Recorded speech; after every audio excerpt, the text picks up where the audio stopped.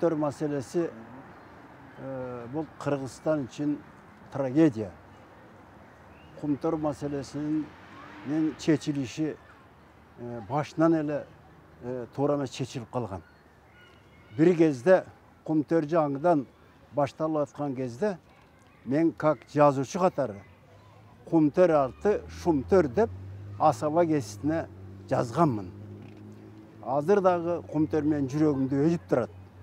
Анан эми Садыр Жапаров жөнүндө айта турган болсом, мен анын оппоненттерин, досторун, душмандарын билбеймин. Аны менен менин ишим жок. Бирок мен айтайын дегеним, Kumtör үчүн күйгөн кишиге, Kumtörдүн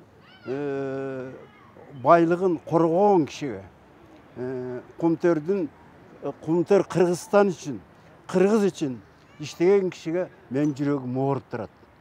Ошондой кишини кыйнап, ошондой кишини камап отургандын өзү бул интеллигенция үчүн, түшүнгөн адамдар үчүн бул уят.